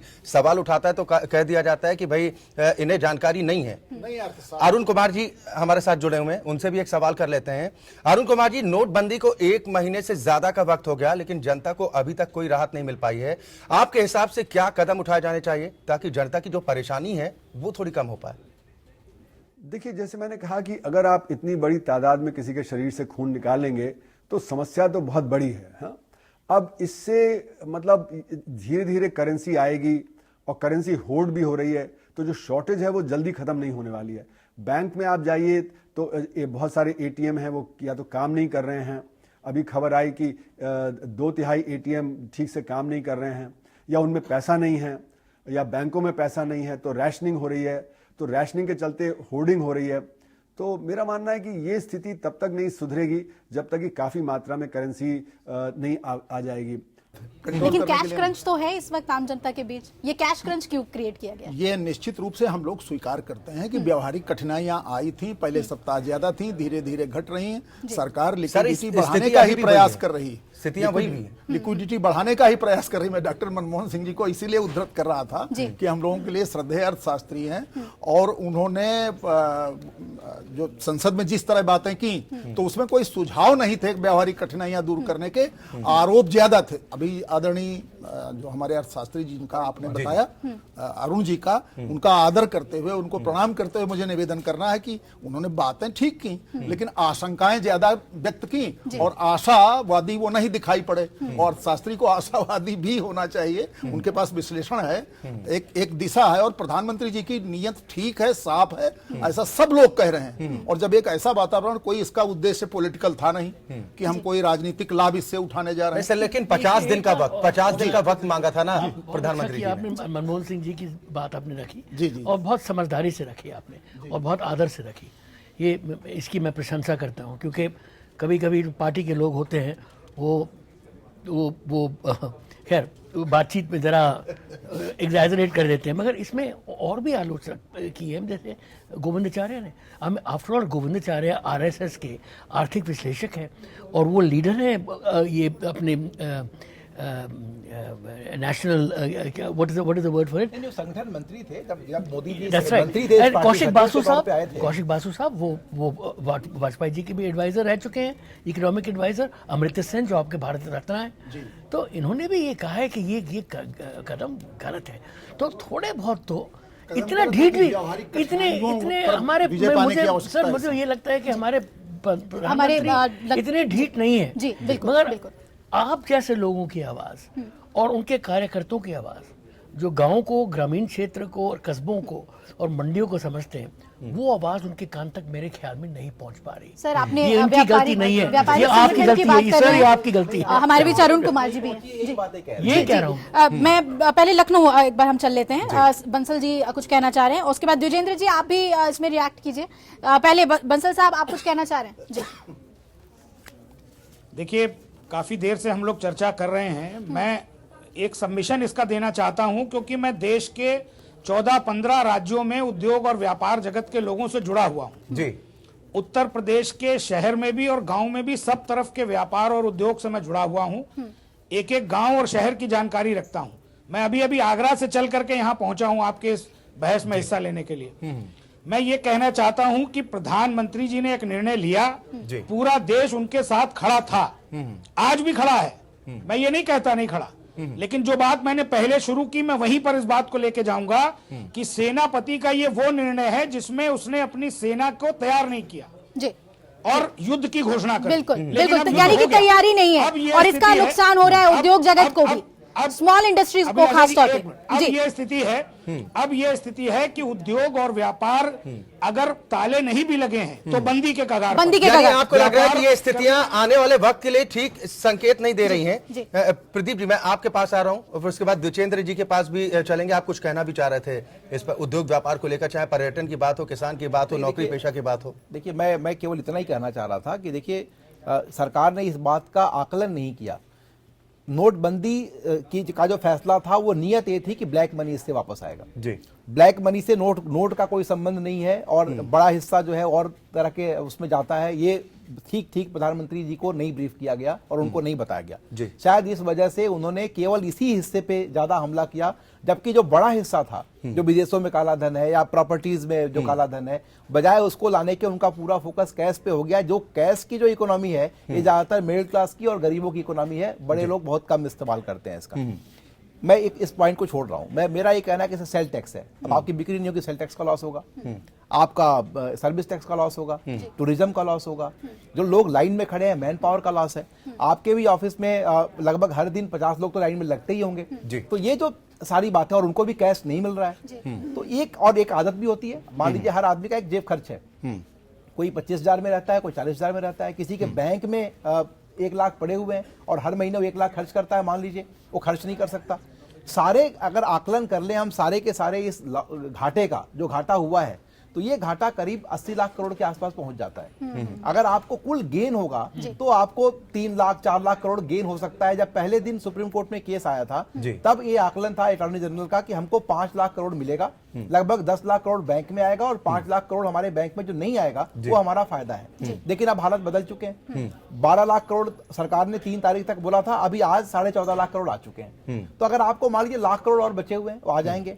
बैंक वालों ने कुछ गड़बड़ी की भी होगी, ये भी मान लिया मैं, लेकिन 3 लाख करोड़ तो कुल नोट ही छापे हैं आपने, तो उसमें कितनी गड़बड़ी कर ली होगी। सवाल ये नहीं है, सवाल ये है कि अगर कहीं कोई गलती हो तो वहां पे जो राजनेता होता है उसकी नीयत ठीक है, कोई आप पे सवाल नहीं उठा रहा है, उसके सुधार का और उसको सही तरीके से डाइवर्ट करने का, या क्या आप कहें जनता से कैसे बोले, उसको रास्ता खुला रखना चाहिए। कोई नहीं कर रहा है प्रधानमंत्री की नीयत खराब थी, लेकिन प्रधानमंत्री अगर अड़े रहे इस बात पे कि नहीं मेरा ये फैसला है और ये बिल्कुल सही है और मैं अब इससे दाएं बाएं नहीं होने वाला हूं, तो ये बहुत दिन तक नहीं चलता है। अभी भी 18 दिन का वक्त है और लोग उम्मीद इसी बात को लेकर कर रहे हैं कि जब 50 दिन पूरे हो जाएंगे उसके बाद क्या उसके परिणाम देखने को मिलेंगे। चर्चा भी हमारी काफी गंभीर हो गई। एक बार फिर अपनी सहयोगी तमन्ना के पास चलते हैं। तमन्ना, क्या कुछ खास आपके पास है, क्योंकि जो हम लगातार सोशल मीडिया के माध्यम से देख रहे हैं कि तरह तरह के कमेंट्स वहां पर आ रहे हैं, कभी समर्थन में भी आते थे, लेकिन अब कहीं ना कहीं लोगों का सब्र भी जवाब दे रहा है। जी अक्षय, और मैं भी आपकी डिबेट सुन रही थी, काफी भारी भरकम, जैसे कि आपने कहा पॉजिटिव इफेक्ट्स, नेगेटिव इफेक्ट्स, लेकिन इन सब के बीच एक होता है साइड इफेक्ट्स, उनकी मैं बात करती हूँ। एक जोक है, बैंक कर्मी की पत्नी सुबह सुबह बोलती है, जी उठिए देखिए मेरे मम्मी पापा आए हैं। तो बैंक कर्मी सोते सोते बोलता है, उनको बोलिए आईडी दीजिए और लाइन में लग जाइए। तो इस तरह के साइड इफेक्ट्स नजर आ रहे हैं। और ऐसा ही साइड इफेक्ट बच्चों की बात कर लेते हैं। एग्जाम्स नजदीक हैं, 10th के एग्जाम्स आ रहे हैं, तो बच्चे पढ़ाई नहीं कर रहे हैं। पूछे क्यों नहीं कर रहे? मैं बताती हूँ, वो लोग पढ़ाई इसलिए नहीं कर रहे, बच्चों का मानना है कि भाई कब पता, क्या पता मोदी जी कब ऐलान कर दें। भाई और बहनों, हमने तो सिलेबस ही चेंज कर दिया ताकि किसी तरह की कोई चीटिंग ना कर पाए। तो इस तरह की सर्जिकल स्ट्राइक जैसे कि हुई थी, उसके बाद नोटबंदी के ऊपर बोला गया कि ये करप्शन पे स्ट्राइक है। तो इस तरह के जोक्स आ रहे हैं। और एक पर्सनल एक्सपीरियंस मैं अपना आपके साथ शेयर करना चाहती हूँ। बड़ी बार होता है कि हमने पैसे जो है ना छुपा के रखे होते हैं, कभी किताबों के अंदर या फिर कभी कपड़ों के बीच में, और जब वो अचानक से दिखते हैं ना, तो मतलब उससे अच्छा तो कुछ नहीं होता कि यार अब तो ऐसा लगता है कि वो पैसे तो मुफ्त में आ गए, बल्कि वो पैसे हमारे ही होते हैं। अब सर्दियों का मौसम है, सर्दियों में अब गर्मियों के कपड़े अंदर जाते हैं, सर्दियों के बाहर आते हैं। तो ऐसे ही मैंने एक अपना जैकेट निकाला, उस जैकेट में से मेरे को 500 के 3 नोट मिले। अक्षय यकीन मानिए मुझे खुशी बिल्कुल नहीं हुई, क्योंकि मेरे को टेंशन ज्यादा होगी कि अब इन 3 नोटों का मैं करूंगी क्या, किसको दूंगी। तो बिल्कुल, तो ऐसे में ये सब जोक्स हैं जो वायरल हो रहे हैं, मजा आता है इनको सुनने में। और जैसे कि आपकी डिबेट हो रही थी, सर मेरा चकरा रहा था, ऐसे में एक गाना आपकी पेश करना चाहूंगी, सर जो तेरा चकराए, कुछ कैसे तोड़ मरोड़ कर नोटबंदी के साथ जोड़ा गया है, जरा सुनिए। सर जो तेरा चकराए या दिल डूबा जाए, आजा प्यारे पास हमारे, काहे घबराए, काहे घबराए। क्या बात है, तमन्ना ने तो हंसा हंसा के हमें। जी चलिए वो हम शामिल कर लेते हैं। वो एक बीच में हम लाइट मोमेंट्स जरूर ला रहे हैं, क्योंकि नोट की चोट से परेशान तो हर कोई है, लेकिन हंसने का मौका हम भारतवासी नहीं छोड़ते हैं। एक जोक आपका भी था। जी, एक जोक मेरा था कि मुझे भी कुछ पुराने नोट मिल गए थे और मैं भी परेशान हो गई थी। बैंकों पर एक जोक जरूर है कि किसी ने कहा कि आपके बच्चे कहाँ हैं, तो किसी ने कहा कि एक बेटा कैनरा बैंक में, बहू मेरी HDFC में, छोटा वाला बेटा एक्सिस बैंक में। वाह वाह, सारे बच्चे बैंक में लगे? नहीं बैंक में नहीं, लाइन में लगे। चलिए इसके साथ हम आगे बढ़ते हैं और होटल इंडस्ट्री का भी जल्दी से टेक ले लें। अरुण गुप्ता जी हमारे बीच हैं। टूरिज्म की बात लगातार हमारे पैनल ने भी कही कि टूरिज्म पे बड़ा असर हो रहा है, उस पर हम उस पर चर्चा करेंगे। लेकिन नोटबंदी का जो असर है पूरे देश पर दिखाई दे रहा है। पूर्वोत्तर भारत में भी लोग नोटबंदी को लेकर परेशान हैं। नागालैंड के नॉकलैंड में भी लोग नोटबंदी से बेहद परेशान दिखे। 2000 का जो नोट अभी जो नया आया है ना, इसलिए बहुत तकलीफ होता है। अब कोई 1 लीटर मांगता है, 70 रुपीज़ का तेल होता है और 1930 रुपया बैक करना पड़ता है। मतलब 500 नोट और 1000 का नोट बंद हो चुका है, इसलिए बहुत तकलीफ होता है। पैसा खुचरा के लिए बहुत तकलीफ है। 2000 रुपया का नोट आया है मार्केट में और 2000 का खुचरा मिलता नहीं है, 100 टकिया मिलता नहीं है, 500 का नोट है ही नहीं है। इसलिए हम लोग बहुत तकलीफ है एक्सचेंज में और दुकानदारी करने में हम नहीं सकता है कि वो दुकान बंद टाइप का ही है, बंद करने जैसा ही है। जब दिन भर में 2000 भी नहीं बिक सकता है, ऐसा तकलीफ है। इसलिए हम लोग का 2000 का नोट आने से खुचरा नहीं होने की वजह से सामान नहीं बेचता है, वो बेचारा 2000 नोट लेके घूमता रहता है। क्या तो नॉर्थ ईस्ट में भी स्थितियां ठीक नहीं है? जी बिल्कुल, और हमेशा कहा जाता है कि नॉर्थ ईस्ट पर नज़र सबसे बाद में पड़ती है। वहाँ की दिक्कतों को हमारी केंद्र सरकार बहुत देर से ही सुन पाती है। पिचानो मेरी सहयोगी जुड़ रही हैं दीनापुर से हमारे साथ। पिचानो, would like to know from you what are the conditions, कैसे वहाँ पर स्थिति है, परिस्थिति है? क्या वहाँ पर दूर दराज के लोगों को बहुत ज़्यादा दिक्कतें आ रही हैं? Like it or not, demonetization, is affecting the life of the people in the country, that we know. And then even in Nagaland, the people are facing lots of problem. There are limitation of ATM and they have to stand in a line and they have to go back empty-handed. And the government has come up with this 500 and 2000 currency, but still then, the public are facing problem because उन लोगों को change नहीं मिलता, उन लोगों को दिक्कत होता है ये वो खरीदने के लिए। What about the tribal areas? Yeah, even Pichano, what about the tribal areas? Even in the tribal areas, the people are still, facing the problem because they're, tribal areas, they hardly get money, not like those who are living in town, and so they are struggling a lot. And so, the government should come up with an alternative, strong alternative, to eliminate this kind of situation in the country. Chano, thanks a lot for joining us. बहुत ही अहम जानकारी आपने दी हमें north east से जुड़ी हुई कि वहाँ ट्राइबल एरियाज में तो और ज़्यादा मुश्किलें हैं, लोग उतना ज़्यादा कनेक्टेड नहीं है, तो वहाँ कैश को लेकर और ज़्यादा किल्लत अभी पेश आ रही है। तो नोटबंदी ने दूसरे छोटे व्यापारियों के साथ साथ ऐतिहासिक इमारतोों के आसपास कारोबार करने वाले जो उद्यमियों की भी दुश्वारियां बढ़ा दी और इन ऐतिहासिक स्थलों पर पर्यटकों की संख्या में बेहद कमी होने के चलते गिफ्ट आइटम्स, टूरिस्ट कार्ड और सोवेनियर बेचने वालों का धंधा भी पूरी तरह से प्रभावित हुआ है। बीते 8 नवंबर के बाद आगरा के ताजमहल से लेकर हरियाणा के कुरुक्षेत्र, कोलकाता, दिल्ली समेत देश भर की तमाम ऐतिहासिक महत्व की इमारतों को देखने आने वाले पर्यटकों की संख्या में काफी तेजी से कमी आई। यहां पर आने वाले विदेशी पर्यटकों की संख्या तो घटी ही है, नकदी के संकट से जूझ रहे घरेलू पर्यटकों की संख्या भी काफी कम हुई, क्योंकि ऐसे अधिकांश पर्यटन स्थलों पर क्रेडिट व डेबिट कार्ड से टिकट लेने की सुविधा नहीं है और पुराने नोट भी स्वीकार्य नहीं किए जा रहे, इसीलिए पर्यटकों के समूहों के दौरे भी रद्द हो गए। पर्यटकों की संख्या में कमी की वजह से कमजोर हुए धंधे ने इन कारोबारियों की अपनी अर्थव्यवस्था को भी चौपट कर दिया गया है। जी अरुण जी हमारे बीच हैं, तो अरुण जी से ही जानना चाहेंगे कि होटल महासंघ के आप अध्यक्ष हैं, होटल इंडस्ट्री पे तो इसका असर बिल्कुल देखने को पड़ रहा होगा, कैसे चीजें अभी आने वाले दिनों में भी देखें हम? देखिए, सबसे बड़ी बात यह है कि होटल उद्योग, पर्यटन उद्योग, जिसके लिए जहां भी जाते हैं माननीय हमारे प्रधानमंत्री जी वो भी कहते हैं कि मैं पर्यटक को बढ़ाना चाहता हूं। हमारे देश के अंदर अधिकतर जगहों में आप साइन बोर्ड भी देखते होंगे, अतिथि देवो भव। लेकिन बड़े दुख के साथ कहना पड़ता है 8 तारीख के बाद खास तौर जो माहौल बना इस देश में वो बड़ा ही अजीब किस्म का माहौल था। विदेशी पर्यटकों को मैंने रोते हुए देखा है, भूखे पेट सोते हुए देखा है। हम लोगों ने उनको कमरे दिए, कमरे देने के बाद में उनकी डिमांड आई कि हमारे नोट एक्सचेंज कर दीजिए। हम कैसे कर सकते थे? हमारे पास पैसे खुद के लिए नहीं थे, तो हम उनको कहां से देते? विदेशी पर्यटकों ने बाहर जाकर लोगों से, क्योंकि जितने भी मनी चेंजर थे वो सारे आज तक बंद है, मतलब आज 1 महीना हो गया और मनी चेंजर कोई नहीं खुला हुआ है। तो कहने का मतलब ये है, इन विदेशियों के लिए जो विदेशी हमारे लिए फॉरेन एक्सचेंज का स्रोत होते हैं, और कई जगह तो माना यह जाता है, चाहे वो कश्मीर हो या कई और बहुत सारी जगह हैं जहां विदेशियों के ऊपर डिपेंड रहता है पूरा राज्य का राजस्व। हमारे देश के अंदर नोटबंदी के टाइम में इस चीज को क्यों नहीं सोचा गया, क्यों नहीं कंसीडर किया गया? ये एक बड़ा दुखद विषय है। बड़े होटलों पे लेकिन असर नहीं होगा, क्योंकि वहां ज्यादा डेबिट कार्ड, क्रेडिट कार्ड से ही पेमेंट लेते हैं, वहां पर इसका उतना असर नहीं पड़ा होगा। नहीं, तो बड़े होटलों से आप कौन सी तुलना कर रहे हैं हमारी? बेसिकली अगर आप देखें, अगर एक फ्लाइट में 500 टूरिस्ट आता है तो 500 में से मुश्किल से 75 टूरिस्ट जो है 5 स्टार होटल्स और स्टार कैटेगरी के होटल्स में जाता है। बाकी तो सारा का सारा पहाड़गंज, करोलबाग, महिपालपुर इस जगह रुकता है। तो सारा का सारा दायित्व तो हमारे ऊपर है। हम लोगों को, मुझे एक बात बताइए, एक पेट्रोल पंप वाले को आपने सुविधा दे दी कि 2000 रुपए तक वो दे सकता है, अरे होटल वाले को क्यों नहीं सुविधा दी कि विदेशी पर्यटक को, देशी पर्यटक को पैसे दे दे? चलिए इस पर जवाब भी ले लेते हैं। नारायण जी हमारे साथ बने हुए, उनसे एक रिएक्शन ले लेते हैं। और उसमें मैं एक तथ्य जोड़ना चाहूंगी अक्षय, कि ये भी कहा गया कि 5000 तक का एक्सचेंज करा सकते हैं। अगर वो आते हैं कि पूरा बुद्धा सर्किट घूमना चाहते हैं, आगरा से उनका पूरा रूट तैयार हो और फिर जयपुर होते हुए कई लोग नेपाल का भी रुख कर लेते हैं, क्या 5000 में पूरी टूर उनकी हो जाएगी?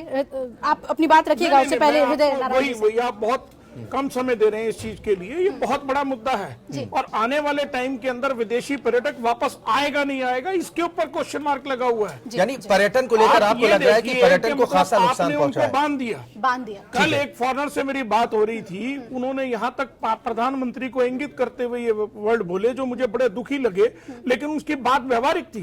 वो ये कहते कि काला धन, ब्लैक मनी आप लोगों में हो सकती है, हम लोग तो डॉलर, पाउंड और यूरो लेके आ रहे हैं। उनका क्या कसूर है? ये बात आप कहना चाह रहे हैं? नहीं हो रहे, हम लोगों से औने पौने पैसे देके लोग लूटिंग कर रहे हैं। 50 रुपए के अंदर एयरपोर्ट के अंदर, एयरपोर्ट पे उतरते हुए जो भी फॉरेनर थे उनको 50 रुपए के अंदर नोट चेंज करके मिल रहा है। चलिए, अतिथियों का ख्याल नहीं रखा गया है। देवो भव। नारायण जी, क्या क्या रिस्पॉन्ड करेंगे इस पर? व्यावहारिक कठिनाइयां हैं, पहले सप्ताह में ज्यादा थी, उसके बाद घट रही, आगे और घटने वाली हैं।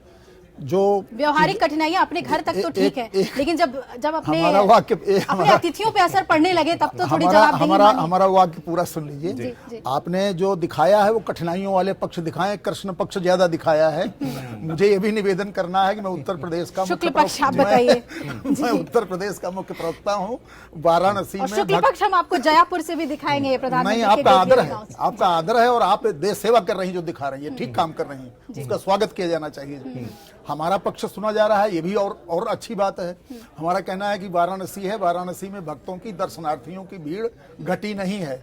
विंध्याचल है, वहाँ घटी नहीं है, संगम पर घटी नहीं है। बनारस के घाट में जो पंडे हैं, जो पंडित हैं, उनकी जेबें खाली हैं। वो पता लगा रहे हैं कि कैसे दक्षिणा आए। ये जमीनी हकीकत है। रोजाना हम लोग रिपोर्ट दिखाते हैं। बावजूद जी, और घर आपने कहा कि व्यवहारिक समस्याएं हैं। अपने घर में तो सूखी भी खाली जो समय मांगा था। बात और कहना चाहूंगा, यहाँ जो उद्योग की बात हो रही है, तो आपकी जानकारी में ला दूं, एक छोटा सा डाटा दे देता हूं कि आज लगभग 10 तारीख है जी। 10 तारीख के आसपास अगर आप कहीं भी हिंदुस्तान के अंदर भी अगर न्यू ईयर ईव की अगर खास तौर से हॉट डेस्टिनेशन हुआ करता था गोवा, अगर गोवा का भी अगर आप पैकेज मांगेंगे तो गोवा का पैकेज पिछले साल के अकॉर्डिंग अगर आप देखेंगे तो इस साल सस्ता है। तो ये कंडीशन अपने ये असर आपको लग रहा है कि नोटबंदी के बाद की ये प्रभाव है जो देखने को मिल रहा है? प्रभाव नहीं है, अल्पकालिक आ नहीं रहा। और जनवरी फरवरी की कैंसिल हो रही है बुकिंग। जो बुकिंग की हुई थी वो बुकिंग कैंसिल हो रही है और अभी भी अल्पकालिक है। संदीप बंसल हमारे साथ जुड़े हुए हैं, उनका भी एक सवाल जो हृदय नारायण दीक्षित जी, आप जवाब दीजिएगा। सवाल आप ही की सरकार से हो रहे हैं और जवाब आपको ही देना पड़ेगा। संदीप बंसल साहब हमारे साथ लखनऊ से हैं। संदीप बंसल साहब जी, जो लगातार सवाल उठा है कि तमाम इंडस्ट्रीज हैं, छोटे मोटे उद्योग हैं, कल कारखाने, उन पर असर पड़ा है। गुप्ता जी जो बात कह रहे हैं बिल्कुल सही बात कह रहे हैं। विदेशी पर्यटक आएगा नहीं, यहाँ के व्यापारी का माल बिकेगा नहीं, उद्योग चलेगा नहीं, तो देश का होगा क्या? भविष्य क्या है? अभी 3 दिन लगातार बैंक बंद है, कल परसों और उसके बाद एक और दिन। मंगलवार को आप देखिएगा क्या स्थिति देश में बनेगी, क्योंकि बिना कैश के ये हिंदुस्तान नहीं चल सकता, बिना नगद के। 14% करेंसी को हम 100% में नहीं कन्वर्ट कर सकते। इसलिए मैं कहना चाहता हूं कि इस बारे में केंद्र सरकार को, प्रधानमंत्री जी को, आदरणीय हृदय नारायण दीक्षित जी को, सभी भाजपा के नेताओं को बहुत गंभीरता से लेना चाहिए। मजदूर मर रहा है, उसको उसकी नौकरी नहीं मिल रही। अब जवाब ले लेते हैं हृदय नारायण दीक्षित जी। कैसे? 2 बातें आई हैं जी। एक तो हमारे मित्र संदीप जी ने कहा है कि मुआवजे के बारे में विचार करना उत्तर प्रदेश की सरकार और सभी राज्य सरकारों की जिम्मेदारी होती है कि केवल बैंक की लाइन में लगे लोग ही नहीं, कहीं भी कोई भगदड़ होती, कहीं भी कोई परिस्थिति होती है तो सरकारें मुआवजा देती हैं, देती आई हैं। उत्तर प्रदेश की श्रीमान अखिलेश यादव की सरकार ने इस मामले को पॉलिटिकल रंग देने के लिए ही ये इस मुआवजे की घोषणा की है। बैंक लाइनों में लगे हुए लोगों पर वहां की पुलिस ने बर्बर लाठीचार्ज किया और उस लाठीचार्ज से तमाम घटनाएं घटित हुई। इस पर सरकार ने कोई कार्रवाई नहीं की। तो इस अखिलेश यादव जी के इस फैसले में राजनीति ज्यादा है, संवेदना कम। संवेदना हो तो ये संदीप बंसल जी की मांग का मैं समर्थन करता हूं कि ये उचित है। गौरव हमारे साथ बने हुए हैं। गौरव, काशी की जनता की अगर बात की जाए तो अब 32वें दिन क्या कुछ प्रतिक्रिया निकलकर सामने आ पा रही है, चाहे वो पर्यटन के क्षेत्र से हो या जो कामदार हैं वहां पर, जो किसान हैं, हर तबके की क्या कुछ रिएक्शन वहां पर मिल पा रहा है?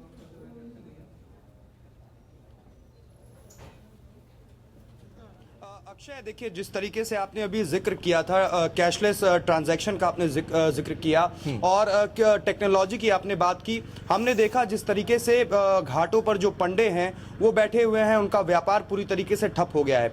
और अब आज हम आ पहुंचे हैं जयपुर, जो कि प्रधानमंत्री का आदर्श ग्राम है और इसे हाईटेक गाँव कहा जाने लगा था। लेकिन टेक्नोलॉजी जब फेल होती है तब क्या होता है, मैं आपको यहाँ पर दिखाना चाहूँगा कि आज यहाँ पर जो एटीएम है वो फिलहाल बंद पड़ा हुआ है। हालांकि इस एटीएम में पैसे हैं, क्योंकि यहाँ पर दूर दूर से लोग आ रहे हैं, अन्य गांव से लोग आ रहे हैं। अगर बात करें तो 30-30, 40-40 किलोमीटर से भी लोग यहाँ पर आ रहे हैं। लेकिन आज मौसम खराब है, चूंकि ये एटीएम और बैंक सोलर एनर्जी से चलता है, कोहरा है, इस वजह से पूरी तरीके से जो एटीएम की जो पूरी प्रणाली है, जो पूरा जो एटीएम की जो वर्किंग है, जो मशीन है, वो पूरी तरीके से ठप पड़ा हुआ है। तो व्यवस्थाओं की बात करें अगर, तो टेक्नोलॉजी से जोड़ने की बात कर रहे हैं, कैशलेस ट्रांजैक्शन की बात कर रहे हैं। ऐसे में अगर जो व्यवस्थाएं हैं उसको बेहतर अगर नहीं करेंगे और पहले ही बड़ी बड़ी बातें करेंगे, तो ऐसे में जरूर कहीं ना कहीं जो जनता है वो प्रभावित होगी और इसका एक साइड इफेक्ट देखने को मिलेगा। यहाँ पर तमाम ये लोग हैं हमारे साथ जुड़े हुए हैं, जयापुर की जनता है, आसपास की भी जनता है, उनसे भी बात करने की कोशिश करेंगे और जानने की कोशिश करेंगे कि 1 महीने के ऊपर का वक्त बीत गया है, इस फैसले को कैसे देखते हैं। मोदी जी बहुत बढ़िया काम किए हैं, इसीलिए बॉर्डर से लेके हर समस्या हल हो जा रहा है। रही एटीएम की बात, हमारा सौर प्लांट से चल रहा है एटीएम, और दरअसल सूर्य भगवान जब नहीं निकले तो फिर कहां से एटीएम चलेगा। जो तस्वीरें हम दिखा रहे हैं वो देश के प्रधानमंत्री के गोद लिए गांव की तस्वीरें हैं, वहां पर भी लोगों को किस तरह से परेशानी हो रही है। बहुत शुक्रिया हमारे साथ इस चर्चा में शामिल होने के लिए, और संदीप बंसल साहब आपका भी, क्योंकि जो नुकसान हो रहा है व्यापार जगत को वो भी बेहद जरूरी है कि आखिर क्या परिस्थितियां हैं और इससे कितना नुकसान होगा। फायदे की बात तो आने वाले वक्त ही है। अभिलाषा बिल्कुल, और अरुण कुमार जी का भी रुख कर लेते हैं, क्योंकि काला धन पर लगातार बात हो रही है और ये चर्चा में बात सामने आ रही है कि कहीं से भी काला धन पर रोक नहीं लगेगी, बल्कि हम मंदी की ओर बढ़ रहे हैं। क्या काला धन बाहर करने में सर नोटबंदी मददगार सिद्ध होगी, और काला धन निकालने के लिए क्या यही एक मात्र तरीका था, कुछ और तरीके नहीं हो सकते थे जिसे सरकार अमल में लाती? नहीं, देखिए इससे तो आने वाला ही नहीं था। जैसे मैंने कहा, जो धन है उसका महज 1% ही कैश के फॉर्म में होता है। तो अगर बाई चांस आप सारा का सारा 3 लाख करोड़ रुपया नहीं आता तो भी आप कहते कि भाई अच्छा इतना काला धन है वो एक्सटिंग्विश हो गया, है ना। लेकिन अब तो जो लग रहा है कि सारा का सारा पैसा वापस आ जा रहा है। जो काला धन है, क्योंकि वो सफेद अर्थव्यवस्था से जुड़ा हुआ है तो इसलिए वो रोटेट हो जा रहा है। अब पता लग रहा है कि जनधन योजना का मिसयूज हो रहा है, बैंक अकाउंट का मिसयूज हो रहा है, सोना और जो रियल एस्टेट का मिसयूज हो रहा है। और जितना हमारे यहाँ करप्शन है, जैसे बैंक के जो ऑफिसर्स वगैरह पकड़े जा रहे हैं, जो ज्वेलर्स वगैरह हैं वो पकड़े जा रहे हैं, जितना करप्शन है हमारी ब्यूरोक्रेसी में, हमारे इनकम टैक्स डिपार्टमेंट में, पुलिस में, बाकी सब में, तो उसके चलते हुए सारे गलत काम हो रहे हैं इस समय। सब तरह के से पैसा सर्कुलेट किया जा रहा है, और जो पकड़ा भी जा रहा है वो बहुत मतलब ऊंट के मुंह में जीरे के बराबर है। तो जो सारी अर्थव्यवस्था है उसमें से काला धन तो निकल नहीं रहा और उससे परेशानी बढ़ रही है। तो मेरा मानना है कि ये कदम नहीं है, और बहुत सारे कदम हो सकते थे जिससे कि सिर्फ जो काला धन कमाने वाले हैं उन पे असर होता। अभी तो जिसने काला धन नहीं भी कमाया उसके ऊपर गलत असर हो रहा है। जो असंगठित क्षेत्र का व्यक्ति है, जो लोअर मिडिल क्लास का व्यक्ति है, जो मिडिल क्लास का है, जिसका सारा पैसा सफेद का पैसा है, उसको सबसे ज्यादा परेशानी हो रही है। चलिए, बिल्कुल, बहुत शुक्रिया प्रोफेसर अरुण कुमार जी हमारे साथ इस खास चर्चा में शामिल होने के लिए। इंद्रजीत जी, जैसा कि अभी अरुण कुमार जी की भी तरफ से कहा जा रहा है कि कुछ और स्टेप उठाने चाहिए थे, नोटबंदी से सिर्फ काम नहीं होगा, क्योंकि भ्रष्टाचार हमारी मूल जड़ों तक घर चुका है, चाहे ब्यूरोक्रेसी से लेकर तमाम डिपार्टमेंट की बात वो कर रहे हैं। नहीं, इनका कहना ये इनके कहने से मैं सहमत हूँ कि ये तरीका नहीं था। ये नहीं कि कोई हम लोग करप्शन चाहते हैं, हमारे तो जिंदगी बीती है करप्शन को एक्सपोज करते करते, चाहे किसी गवर्नमेंट पे हो, चाहे बोफोर्स की हो, राजीव गांधी के टाइम पे, या 2G स्कैम हो, चाहे कुछ भी हो, हम लोग तो सब उनके पीछे पड़े हुए हैं। मगर इसमें क्या है कि जो आम जनता ये भी कह रही है कि आगे नतीजा शायद अच्छा होगा, तो उनसे गौर से पूछे क्या नतीजा, वो बता नहीं पाते क्या नतीजा। वो एक सपना देख रहे हैं।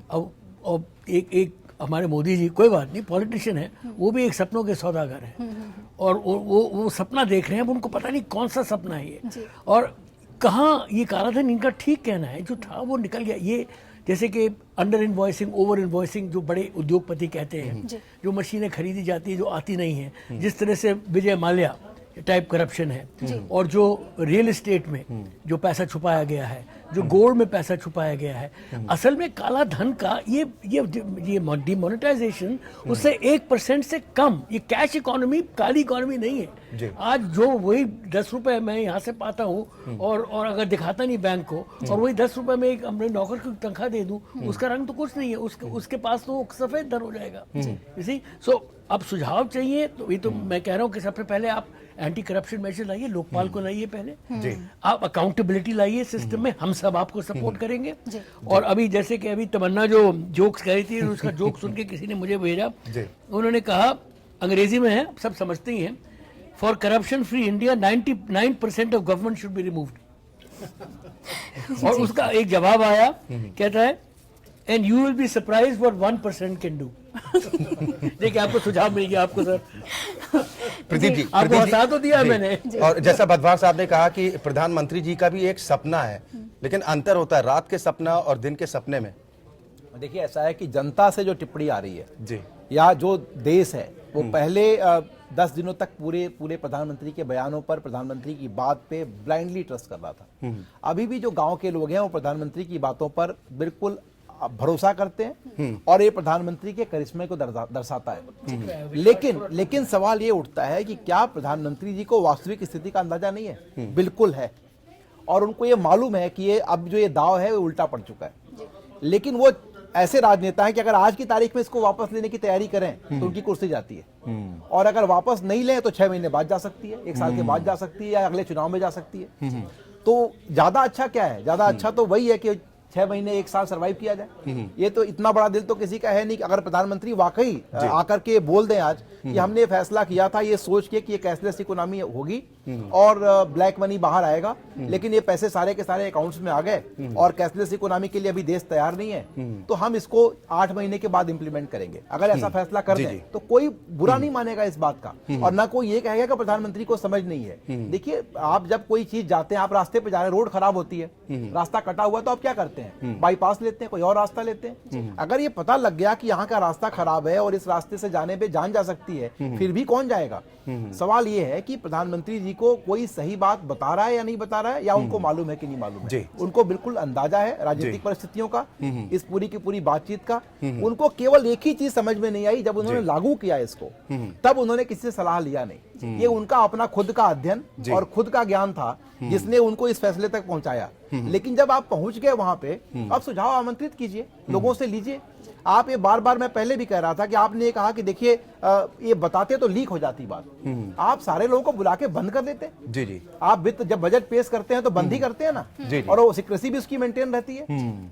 सारे लोग आकलन करते रहते हैं और बजट कुछ और आता है, आप बंद करके और एक राय लेकर के और एक नीति लागू कर देते, लेकिन आप वो नहीं कर पाए। यहाँ पर प्रधानमंत्री जी फेल हुए। प्रधानमंत्री जी को हम लोगों ने बहुत नजदीक से देखा है, एक आम कार्यकर्ता की तरह देखा है। गोविंदाचार्य जी इनके नेता हुआ करते थे, सचिव हुआ करते थे, उस समय ये आते थे वहां पे, तो किसी को ये उम्मीद नहीं थी कि ये आज प्रधानमंत्री बनेंगे और इतने पॉपुलर लीडर बनेंगे। जितने कपड़े अब वो पहनते हैं उतने कपड़े भी शायद उनके पास नहीं थे, जितना वो एक दिन में पहनते हैं उतना उनके पूरे जीवन में नहीं था उसके उस समय तक, जब मैं देखता था इनको।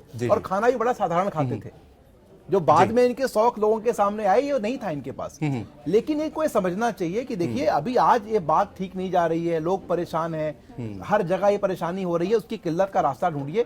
आप साफ साफ बोलिए कि जो पुरानी करेंसी है 2006 के पहले की, 7 के पहले की हम बंद करते हैं, जितनी नोट आप छाप चुके हो वो रखो, और ये पुरानी करेंसी को आप मिक्स करो और मार्केट में चलाओ, ताकि 1500 के भी नोट रहे, और जो नोट छापने में खर्च हुआ था वो घाटा कम से कम नहीं हो। सर, और 50 दिनों का जो वादा उन्होंने किया, वो 50 दिन का वादा ऐसे ही पूरा हो सकता है। ये जो जितने नोट आपके छप चुके वो आप सामने रखिए, जो नोट आप डिसकंटिन्यू कर रहे हैं उसको निकालिए, और जो नोट आपके बिल्कुल नए छपे हुए थे उनको इस अर्थव्यवस्था में शामिल करिए। इसके अलावा कोई तरीका नहीं है इस संकट से देश को निकालने का। यानी आपको सर लगता है कि मतलब कोई ठोस उपाय अब तलाशने ही होंगे प्रधानमंत्री को? हृदय नारायण दीक्षित जी, जवाब भी इस पर जरूर आपसे चाहेंगे, क्योंकि ये जो सवाल तमाम उठ रहे हैं। 50 दिन की मोहलत प्रधानमंत्री ने मांगी थी और उसके बाद उन्होंने खुद ऐलान किया था कि जिस चौराहे पर कहेंगे, जो सजा देंगे वो सजा भुगतने को तैयार हैं।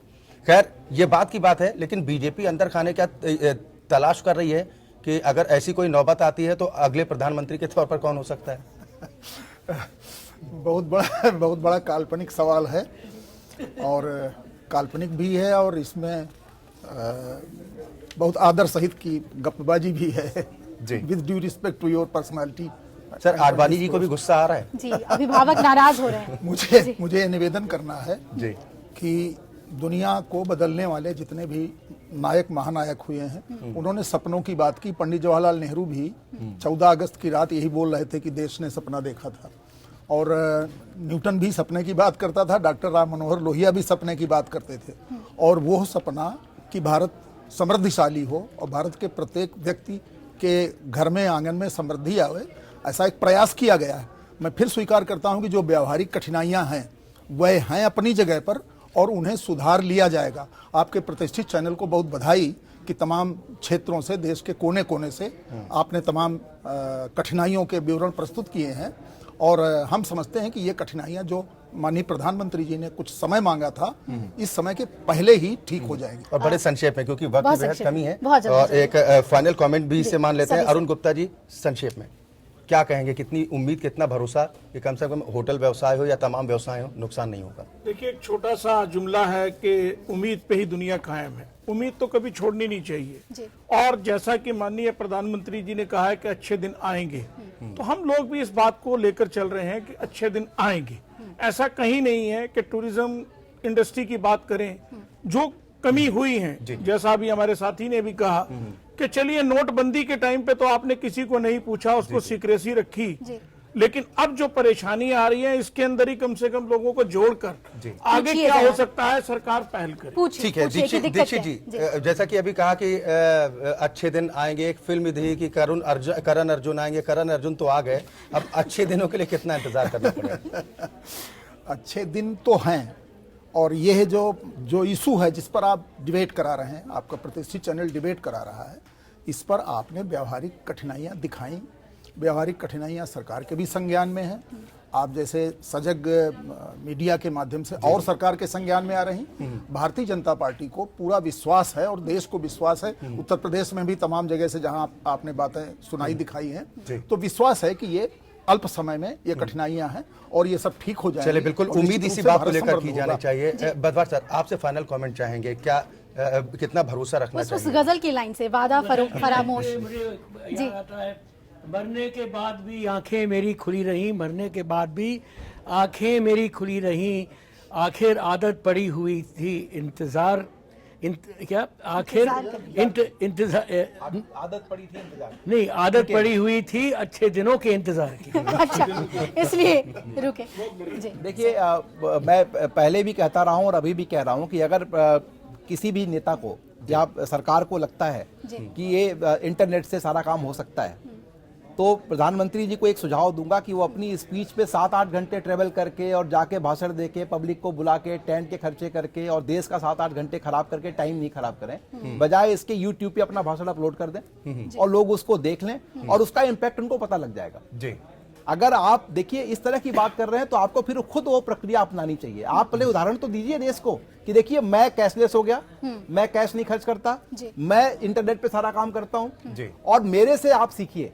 अगर उन्होंने ये प्रक्रिया अपना ली कुछ दिनों के लिए और 1 महीने भी, अगर प्रधानमंत्री 1 महीने कर सकते हैं तो फिर पूरा देश कर सकता है, और अगर ये उनके बस का नहीं है तो फिर देश के बस में कैसे हो सकता है? कि भी बस का नहीं है। बहुत अहम बातें आप लोगों ने रखी पूरी चर्चा के दौरान, और हर तरह से जो दिक्कतें हैं वो तमाम हैं, लेकिन गालिब की एक शेर के साथ, क्योंकि माहौल बहुत ही यहाँ पर गजलनुमा हो गया था, आप कुछ कहना चाहेंगे? बिल्कुल, एक गालिब का शेर है, वैसे शेर से थोड़ी दूरी बनाए रखता हूं, लेकिन जो माहौल यहाँ पर बना हुआ असर हो रहा है अक्षय आपको। जी, ये मसाइले तवस्सुफ है तेरा ये बयान गालिब, तुझे हम वली समझते जो ना वादा ख्वार होता। तो उम्मीद इसी बात को लेकर की जानी चाहिए कि सरकार की तरफ से जो फैसला किया गया आने वाले वक्त में लोगों के लिए राहत लेकर आया, और जो मोटिव था सरकार का काले धन के खात्मे को लेकर उसमें सफलता मिले। लेकिन उससे पहले सरकार को ध्यान देना चाहिए कि जो आम लोगों को दिक्कतें परेशानियां हो रही हैं उस पर कोई ठोस उपाय जरूर सोचा जाए। चलिए, तो नोट की चोट ज्यादा ना हो आपको, यही उम्मीद करते हैं हम, और जितने खास मेहमान हमारे साथ जुड़े थे उन सभी का बहुत बहुत शुक्रिया करते हैं। आप पैनल में हमारे साथ जुड़े, अहम बातें आपने रखी।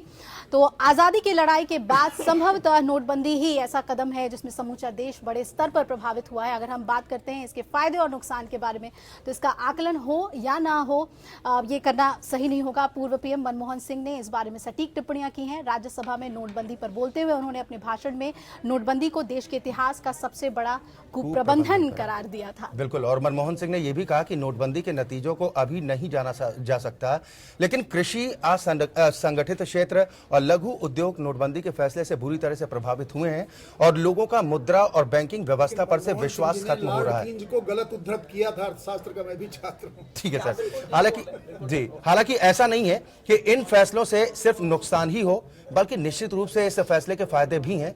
नोटबंदी का सबसे बड़ा फायदा यह हुआ कि हर व्यक्ति को अर्थव्यवस्था की कई बुनियादी बातों से दो चार होना पड़ा और कहीं ना कहीं उसकी समझ इससे बढ़ी है। लोग बड़ी संख्या में बैंकिंग की ओर मुड़े हैं। अन्य फायदों में बड़ी संख्या में नकली नोटों की रोकथाम है, तो काफी हद तक आतंकवाद और अंडरवर्ल्ड की फंडिंग को भी एक बार की बड़ा झटका लगा है। हालांकि सबसे बड़े मुद्दे काले धन की समानांतर अर्थव्यवस्था पर जिस अंकुश की बात कही गई थी वो कितना सफल हुआ, इस बारे में एक बड़ा विवाद। बिल्कुल, तो भ्रष्टाचार पर भी किस कदर अंकुश लगा है या अंकुश लगेगा, इस बात की ठोस तस्वीर सामने नहीं आ पा रही है। भारत की अर्थव्यवस्था एक विकासशील अर्थव्यवस्था है और इतने बड़े झटके जिसका असर कम से कम 6 महीने से साल भर तक रहने वाला है। सवाल है कि ये उससे भारतीय अर्थव्यवस्था कैसे उबर पाएगी। और राजनीतिक फायदे नुकसान की बात अपनी जगह है, लेकिन ये सवाल तो उठता ही है कि बिना आकलन किए और बिना प्रभाव का अध्ययन किए इतना बड़ा फैसला लिया जाना कहाँ तक लाजमी है। तो इस कार्यक्रम में हमने यही जानने की कोशिश की थी। फिलहाल हमारे साथ इतना ही। एपीएन न्यूज में खबरों का सिलसिला लगातार जारी। नमस्कार।